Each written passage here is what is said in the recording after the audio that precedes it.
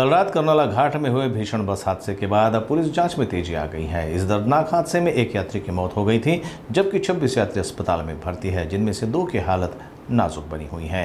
इस beach Panvel के विधायक प्रशांत ठाकुर ने MGM अस्पताल पहुंचकर घायलों का हालचाल जाना। यह हादसा तब हुआ जब ओमकार ट्रैवल्स की एक निजी बस मुंबई से कोकण की ओर जा रही थी और रात करीब 11 बजे कर्नाला दरी में अनियंत्रित होकर एक बस पलट गई। हादसे के तुरंत बाद बस चालक मौके से फरार हो गया था। पुलिस और अपराध शाखा के संयुक्त कार्रवाई के बाद आज सुबह फरार चालक को गिरफ्तार किया गया। चालक के खिलाफ लापरवाही से मौत और अन्य गंभीर धाराओं के तहत मामला दर्ज किया गया है। हादसे के बाद सभी घायलों को नवी मुंबई के कामोठ स्थित एमजीएम अस्पताल में भर्ती कराया गया।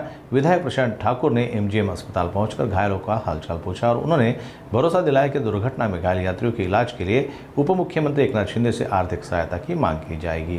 काल रात्री कर्नाळा खिंडीमध्ये मालाडवरून आज कणकवलीला जाणाऱ्या बसला जो अपघात झाला, या अपघातामध्ये जागेवरतीच एक पेशंट दगावलेला आहे आणि त्याचबरोबरीनं 24 पेशंट आहेत की ज्यांची स्थिती चांगली आहे।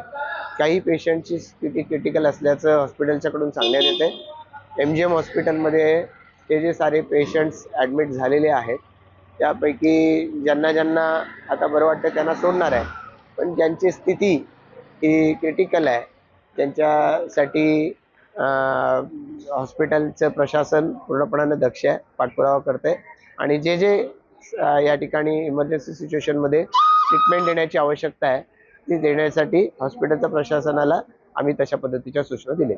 सर, आर्थिक मदत कशा प्रकारे राज्य सरकारकडून मिळू शकते? मुख्यमंत्र्यांशी आपण बोलणार आहात का? मी या संदर्भामध्ये माननीय मुख्यमंत्र्यांशी संपर्क करतो।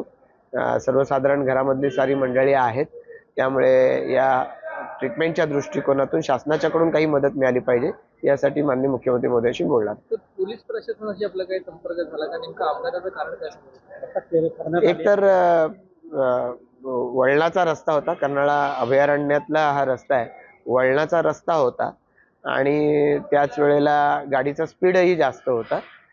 जो चालक आहे त्या चालकाला पोलिसांनी अटक केलेली आहे, तो पोलिसांच्या सध्या ताब्यामध्ये आहे। सर, हा जो कर्नाळा खिंडा जो परिसर आहे तो देखील आहे, या ठिकाणी प्रशासनाकडून काही उपाययोजना राबवण्यात याव्यात या संदर्भात काय? खरं तर या रस्त्याचं आता वायडनिंग देखील झालेलं आहे। अर्थातच हा फॉरेस्टच्या मधला रस्ता असल्यामुळे त्याला काही अंशी अभयारण्यातला रस्ता असल्यामुळे त्याला काही अंशी मर्यादा आलेल्या आहेत। सरळसोट रस्ता काढता येत नाही, पण त्याच्यातली बऱ्यापैकी वळणं कमी करण्यात आता या प्रशासनाला यश आलेलं आहे। पण तरी सुद्धा या गाडीचा स्पीड जास्त होता, पॅसेंजर जास्त आहेत आणि त्यामुळे हा अपघात झाला असावा अशी चित्र आहे।